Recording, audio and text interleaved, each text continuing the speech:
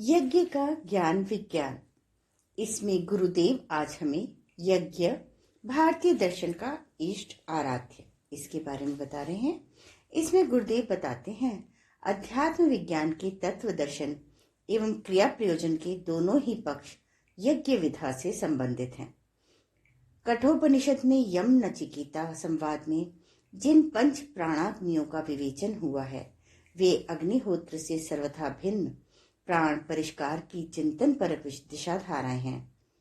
मीमांसा सूत्र ग्रंथ ब्राह्मण एवं आरण्यकों में यज्ञ शब्द यजन कृत्य के साथ संबद्ध है।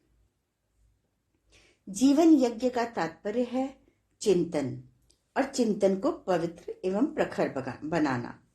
अग्निहोत्रों का तात्पर्य ऐसी ऊर्जा उत्पन्न करना है जो न केवल शरीर को ओजस, मन को तेजस, आत्मा को वर्चस्व दे सकें, वरन इस प्रकृति ब्रह्मांड में भी अनुकूलताओं का अनुपात बढ़ा सके।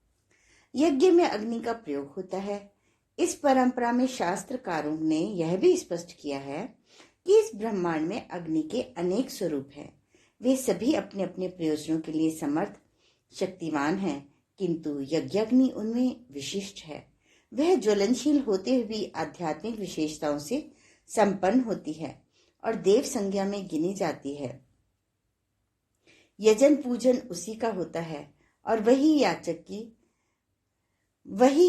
की पवित्रता प्रखरता का संवर्धन करती हुई अभीष्ट सत्परिणाम प्रदान करती है। अग्निदेव का भारतीय देव मंडल के प्राचीनतम सदस्य के रूप में वैदिक संहिताओं एवं ब्राह्मण ग्रंथों में महत्वपूर्ण स्थान है।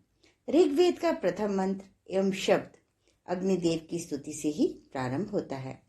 यह अग्नि ही यज्ञ का मुख्य अग्रणी पुरोहित एवं संचालक है, क्योंकि उसी से इस विश्व ब्रह्मांड में रूप है, दर्शन है और प्रकाश है।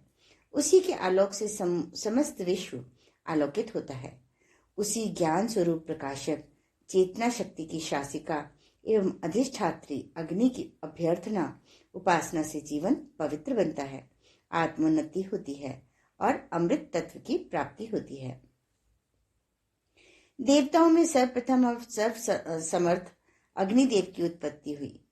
इसके गीता से लेकर वेद पुराणों तक में कितने ही प्रमाण मिलते हैं। ऋग्वेद में सबसे अधिक सूक्त अग्नि की स्तुति में ही अर्पित किए गए हैं। अग्नि के आदिम रूप संसार के प्रायः सभी धर्मों में पाए जाते हैं। वह गृहपति हैं और परिवार के सभी सदस्यों से उनका स्नेह पूर्ण घनिष्ठ संबंध है। वह अंधकार, निशाचर, जादू टोना, राक्षस और रोगों को दूर करने वाला है। अग्नि का यज्ञ स्वरूप मानव सभ्यता के विकास का लंबा चरण है। परिपाक और शक्ति निर्माण की कल्पना इसमें निहित है। यज्ञ अग्नि वेदिका में निवास करती है। वह समिधा, सोम और घृत से शक्तिमान होती है। वह मानवों और देवों के बीच मध्यस्थ और संदेशवाहक है।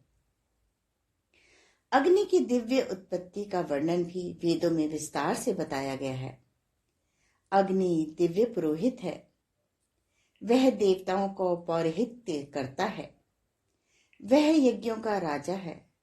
राजा त्वम धराणाम। नैतिक तत्वों से भी अग्नि का अभिन्न संबंध है। अग्नि सर्वदर्शी है, जिससे वह मनुष्य के सभी कर्मों को देखती है। उसके गुप्तचर हैं। वह मनुष्य के गुप्त जीवन को भी जानती है। वह ऋत की संरक्षिका है। अग्नि पापों को देखती और पापियों को दंड देती है। वह पाप को भी क्षमा करती है।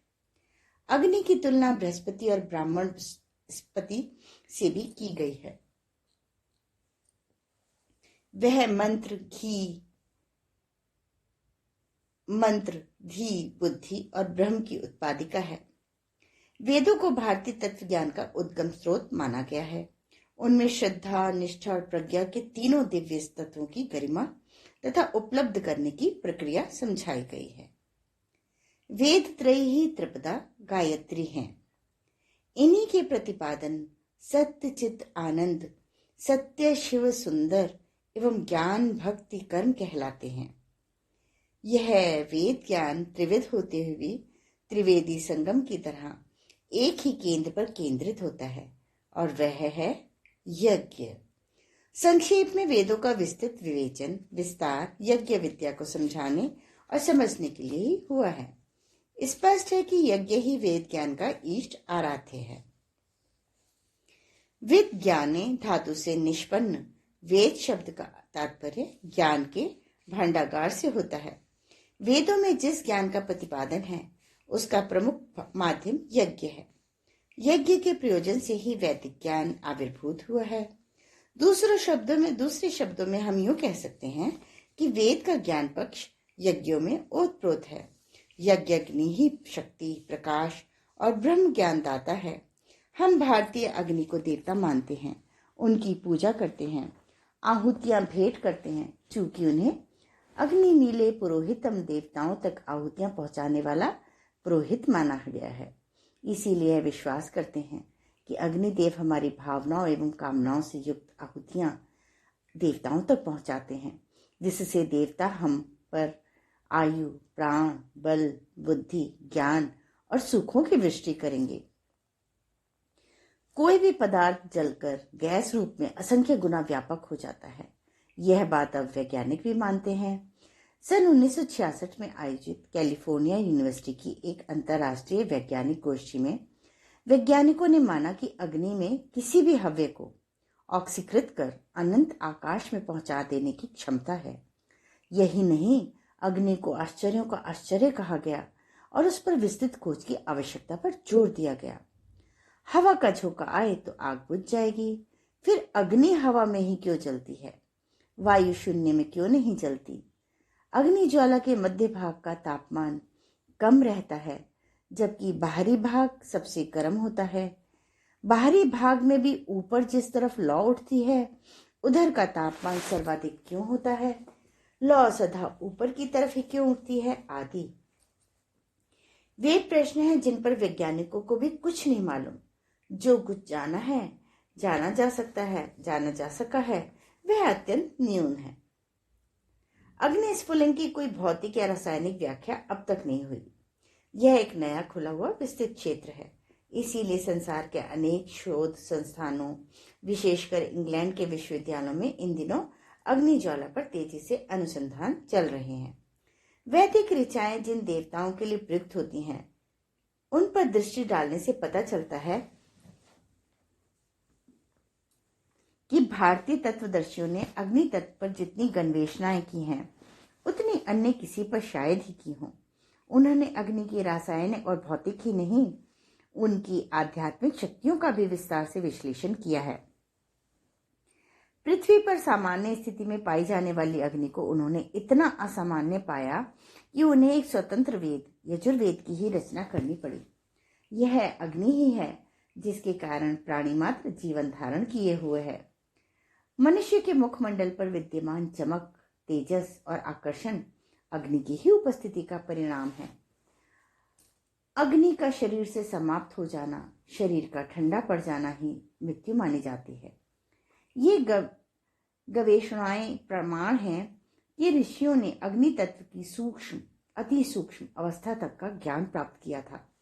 अग्नि पूजा को आज कई भौतिकवादी व्यक्ति एक बेकार का काम समझकर भारतीयों को अल्प बुद्धि मानते हैं, पर उन्होंने यह नहीं जाना कि यह अग्नि का ही बल था जो भारतवर्ष ने सारे विश्व को अपने प्रभाव में ले डाला था। भविष्य में भी हमारा गौरव, शौर्य और संसार के पथ प्रदर्शन की क्षमता का विकास इन देवता की कृपा और तत्व ज्ञान पर ही निर्भर होगा। आकाश, वायु, अग्नि, जल और पृथ्वी, इन पंच महाभूतों में अग्नि का स्थान तीसरा है। शतपथ ब्राह्मण में भी आता है, दिवस परि प्रथमम जजे अग्नि इति प्राणो वै दिवः प्राणादु वा एष प्रथम जायत अस्मद्वितीयं परिजात देवा इति यदेन मदोपदित्य पुरुष विधौ जनयत तित्यम अपि स्वति यदेन मदस्तित्यम अदभ्यो जनयत। अग्नि का प्रथम जन्म प्राण अथवा वायु से हुआ। वायु ना होने से अग्नि नहीं जल सकती। अग्नि में जो ज्योति है वह प्राण का ही प्रकट रूप है। दूसरा जन्म जब अंड हिरण्यगर्भ का या गर्भ बना तब हुआ। पृथ्वी की उत्पत्ति के समय वह अग्नि का दहकता हुआ गोला थी, ऐसा इतिहासकार भी मानते हैं। यह हिरण्यगर्भ या गर्भ में अग्नि रूप प्रतिष्ठित जीव कोश ही पुरुष होता है। इस दृष्टि से अग्नि ही पुरुष रूप में मनुष्य शरीर में अवतरित होती है। अग्नि की लौ में मध्य भाग जात वेद अग्नि कहलाता है। वही सब वस्तुओं का ज्ञाता होता है। वेदों का गहन अनुसंधान करने वाले विद्वान एंगलिंग ने भी जात वेद का earth the knower of beings माना है।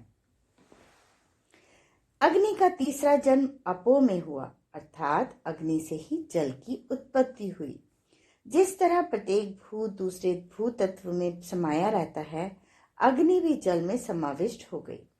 ऋग्वेद का अपाम नताम परितस्थुरापह कथन इसी तथ्य का प्रतिपादन करता है, अर्थात अपान नपात के चारों ओर से आपह ने घेर लिया। आपह की परिभाषा महाभारत में इस तरह की गई। अपाम शैत्य रसः क्लेदो द्रवत्वं स्नेह सौम्यता जिह्वा विस्यन्दनम चापि भौमानां श्रवण तथा।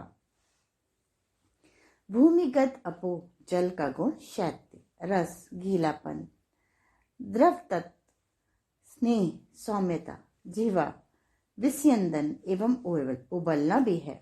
आपह का दूसरा रूप गैस या सूक्ष्मतम प्राण के रूप में है।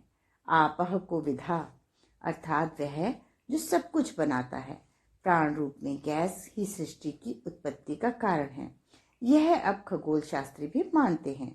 दिव्या आपह अर्थात उनका रूप दिव्य था। प्राणः वस्तुतः एक चमत्कार तत्व है जिसमें अग्नि के सभी गुण होते हैं। उपयुक्त कथन में अग्नि के दिव्य गैस रूप प्राण से जल में उपस्थित होने तक का सारा विज्ञान दिया हुआ है।